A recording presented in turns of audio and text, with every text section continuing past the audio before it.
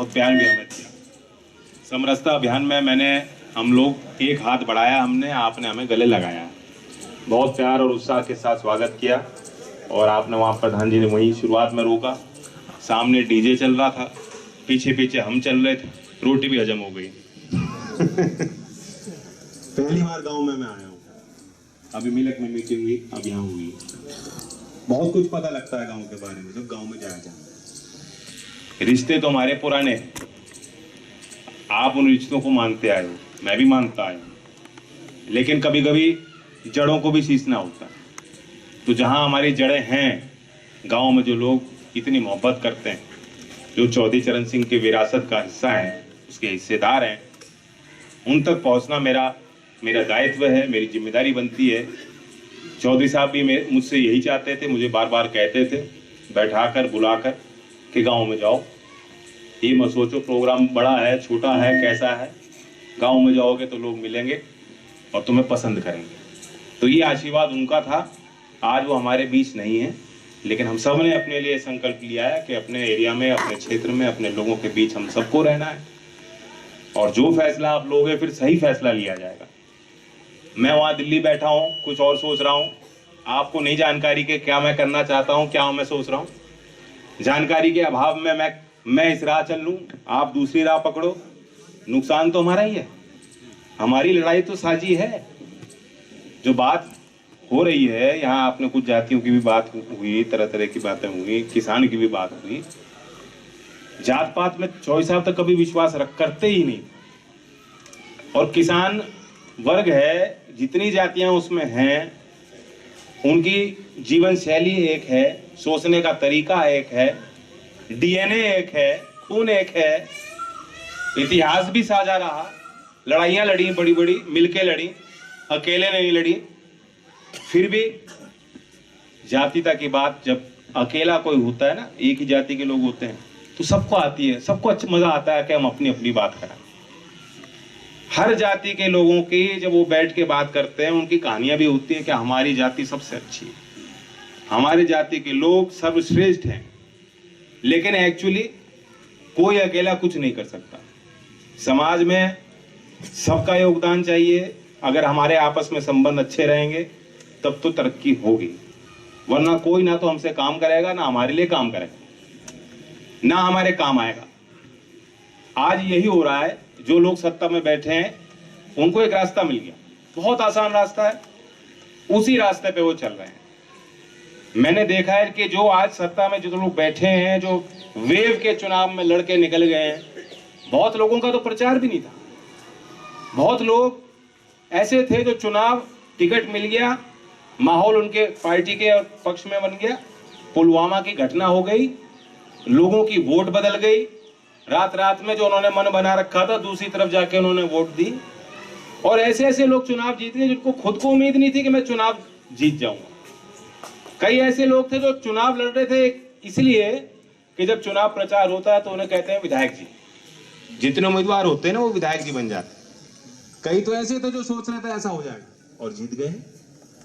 आज भी आप उनके क्षेत्र में जाएंगे तो उनका कोई ऐसा नहीं है कि उनकी जड़ें मजबूत हो समाज में या उनकी मेहनत हो, नहीं। तो आराम तक जीवन है, उन्हें मालूम है आखिरी वक्त तो कुछ ऐसा काम करेंगे हिंदू मुस्लिम पे फिर वोट चली जाएगी, तो उन्हें उन पे तो आपका कोई दबाव है ही नहीं। क्या दबाव है आपका उन पर? और दबाव होता तो ऐसी नौबत नहीं आती। जो हमारे मुद्दे हैं, जो आपसे संबंधित विषय हैं, मुझे बताओ सरकार ने क्या काम किया जो व्यवहारिक लगता हो। सरकार ने दावा किया था कि हमें वक्त दीजिए, 2022 तक दीजिए, किसान की आय दुगनी होगी। पहले 1.5-2 साल जब उन्होंने घोषणा की, कोई सरकार से पूछता था कैसे होगी, तो जवाब देते थे हम कमेटी बना रहे हैं। घोषणा करने से पहले ना कमेटी थी, ना कोई नीति थी, ना कोई सोच विचार था, बस कहनी थी बात जो अच्छी लग रही थी लोगों को। वोट बटोरनी थी, वोट लेनी थी, वोट छीननी थी आपकी, और उन्होंने काम कर लिया। उसके पीछे कोई योजना नहीं। 1.5-2 साल ये कहते रह गए, फिर कहा उन्होंने जी हम फसल बीमा योजना लाए, उससे आय दुगनी हो जाएगी। ये जो आपकी सॉइल निरीक्षण के लिए हम लोगों ने कमेटी बनाई, कार्ड बनाए, सॉइल हेल्थ कार्ड, उनका दावा था सॉइल हेल्थ कार्ड मिल जाएगा तो सही समय पे सही उर्वरक के साथ सही अच्छे बीज के साथ जब किसान पैदावार करेगा, उसकी पैदावार बढ़ जाएगी और उसकी आय बढ़ जाएगी। क्या हुआ? किसी की आय बढ़ी है? यहाँ गांव, कितने गांव में जाता हूं मैं, पूछता हूं किस किसान की आय बढ़ी? वही तो मैं कह रहा हूं, आय तो नहीं बढ़ी किसी की। हाय बढ़ी है, हाय, आय नहीं बढ़ी, हाय बढ़ी। ढाई के बढ़ गए। बिजली कितनी महंगी है। बिजली अमित शाह जी ने कहा था 5 साल किसानों को बिजली मुफ्त, बिल नहीं आएगा किसानों। अभी भी सरकार को पता नहीं है कि बिजली माफ हुई है या उसकी जो वसूली करनी है। एक तरफ मीटर लग रहे हैं, मीटर का विरोध भी कर रहे हैं गांव के लोग, और दूसरी तरफ घोषणा भी चल रही है, दावे भी हो रहे हैं कि बिजली मुफ्त। तो ये इनकी नीति है। इनकी एक बात मैं समझ गया, एक तरीका है जो आप कह रहे थे ना, झूठ बड़े तरीके से बोलते हैं, मोदी जी ने झूठ बोला।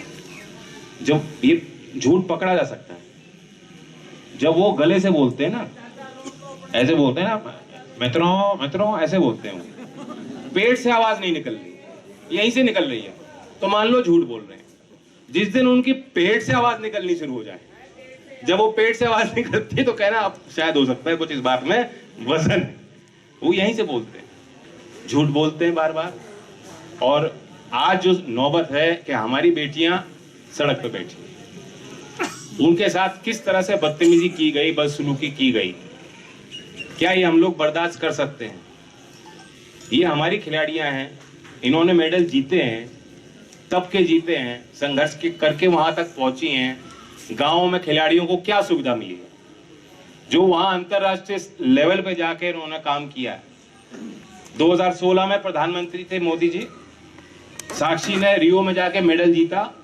मोदी जी ने तुरंत ट्वीट किया कि रक्षाबंधन के दिन देश की बेटी मेडल जीत रही है, देश को गर्व है अपनी बेटियों पर। विनेश फोगाट को दिल्ली बुलाया और कहा, विनेश तुम तो मेरे परिवार के हो। ये बात कोई हल्की बात होती है कि तुम मेरे परिवार के हो? आज वो देश की बेटी नहीं, उसे खालिस्तानी बोल रहे हैं। जो लोग खालिस्तानी बोल रहे हैं उनको प्रधानमंत्री जी फॉलो करते हैं सोशल मीडिया पे। जो लोग खालिस्तानी बोल रहे हैं वो पार्लियामेंट में अंदर हैं, उन्हें वहां स्थापित किया गया है मोदी जी द्वारा, और उनके खिलाफ गंभीर आरोप हैं, लेकिन पुलिस उनके खिलाफ कोई कार्रवाई अब तक नहीं ले पाई। पुलिस के हाथ बांधे गए। पुलिस अपने पे आ जाए, पुलिस को आजाद रखा जाए, तो मैं विश्वास करता हूं कि हमारे गांव के बच्चे जो वर्दी पहने हैं वो न्याय करेंगे। लेकिन उनको बाधित किया गया है, गृह मंत्रालय द्वारा बाधित किया गया है। और गृह मंत्रालय में आपको पता है कि एक तरफ बैठे हैं टेनी। टेनी कौन है? जो किसानों को उनके घर के लोग रौंद के चले गए, उस राजनीति का हिस्सा है वो लोग, जिनको बगल में बैठा के इनकी शान बढ़ती है, इनकी राजनीति बढ़ती है। उनके खिलाफ कार्रवाई कर दें, किसानों के कहने पर कर दें? नहीं। तो ये निहायत ही जिद्दी लोग हैं और ये असामाजिक सोच के लोग हैं। सामाजिक सोच होती तो आज महिलाओं का साथ देते। प्रधानमंत्री जी को देर नहीं लगानी चाहिए। आज हमारी पहलवान अपना मेडल लेके जा रही हैं, वो इतनी जलालत उन्होंने सहन की होगी, अब उनके सहन के बाहर है, बर्दाश्त के बाहर हो चुकी बात। हम सब कोशिश कर रहे हैं कि ऐसा कदम ना लें, लेकिन उन्होंने घोषित क्या किया है कि वो मेडल जो है, जो उन्होंने जीता है, किसी ने दिया नहीं, जीत के लाई है, कि उसे हम गंगा में बहा देंगे। वे प्रधानमंत्री जो कहते थे कि गंगा मैया ने मुझे बुलाया है, आप एक नदी की पुकार सुनते हो, अपने देश की बेटियों की पुकार भी सुन लो। आंख पे जो आपकी पट्टियां बंधी हैं उन्हें हटा लो, देख लो क्या हकीकत। ये पूरा समाज, कोई इसमें कोई जात पात की बात नहीं, पूरा देश उन बेटियों के साथ है। कोई गांव ऐसा नहीं है जहां लोगों के अंदर ये चर्चा ना हो रही हो कि गलत हो रहा है। सब लोग साथ देना चाहते हैं, और फिर भी अपनी एक अजीब सी जिद इन्होंने पकड़ी हुई है। इन्हें क्या दिखाई नहीं देता? इन्हें मालूम नहीं है क्या कि जमीन पे क्या है, क्या हकीकत है, लोग क्या चाहते हैं? तो ये इसलिए करते हैं कि उन्हें लगता है कि यहां हमारी वोट नहीं। ये सब करने से हमारी वोट बढ़ेगी नहीं। वोट बढ़ेगी जो ढोंग उन्होंने संसद के अंदर किया है, जो लमलेट हो गए हैं, जो पूजा पाठ किया है, और जो आगे करेंगे चुनाव तक ना जाने क्या क्या। उनकी वोट वहां से बनती है, वहां से बढ़ती है।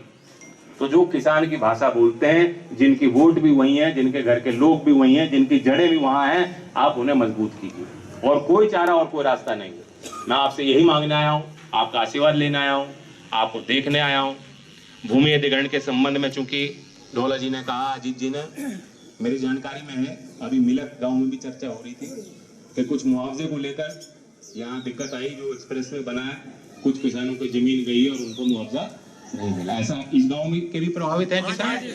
कितने हैं? 5 करोड़ रुपया, 5-10 करोड़। कितने किसान हैं वो? 60-65। अभी मैं जानकारी लेना चाहता हूँ, क्या प्रक्रिया चल रही है उसकी? अब तो कुछ नहीं चल रही, पहले तो डीएम गया करा था। कोई जांच है जो बैठी है इस पे? कोई जांच नहीं, डीएम ने फिर कैंसिल करके जज के लिए कर दिया। वो फिर आर्टिफिशियल डाल लो उसमें। कहाँ पे? डीएम ने, पहले तो डीएम ने दे दिए थे सबको करके जी। फिर जो कुछ किसान रह रहे हैं उनकी फाइल के खारिज कर दी। मैं आपसे ये बात इसलिए कह रहा हूँ कि जो भी लिखा पढ़ी करनी हो, आप कोई दस्तावेज इसमें हो, कोई एप्लीकेशन बना के गाँव की तरफ से मुझे दे दीजिएगा। डीएम से भी बात करूंगा, गडकरी जी के संज्ञान में भी लाऊंगा। कोई बात नहीं, सब करेंगे, पार्टी लगेगी इसमें। हाँ, आपके साथ न्याय होगा, मैं सुन लूंगा।